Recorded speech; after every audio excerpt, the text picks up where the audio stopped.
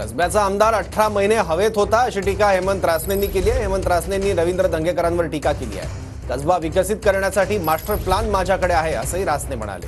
मुंबईला जाण्यासाठी बॅग भरून तयार, बोलवलं की लगेच जाणार असंही हेमंत रासने म्हटले आहे। महिन्यात या कसब्याची परिस्थिती अशी होती की महानगरपालिकेत नगरसेवक नाही, तिथं प्रशासक होता।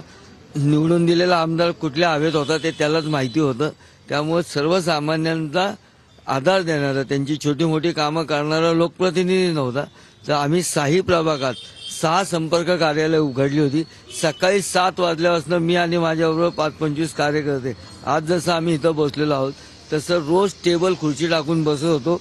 आजपर्यंत कसबा विधानसभा मतदारसंघामध्ये मला आज जी मिळालेली मतं आहेत ती उच्चांकी मतं आहेत। हा कसबा हा विकसित करण्याकरता माझ्या डोक्यात काही मास्टर प्लॅन आहे। काय मुंबईला या म्हणून काही निरोप वगैरे आलाय का भाऊ तुम्हाला? अजून आलेलं नाही। काल तर माझा दिवसभर फोनच माझ्याजवळ नव्हता, कारण निकाल लागल्यापासून रात्री 2:30 वाजेपर्यंत सगळे कार्यकर्ते जल्लोष हे सगळं चालू होतं।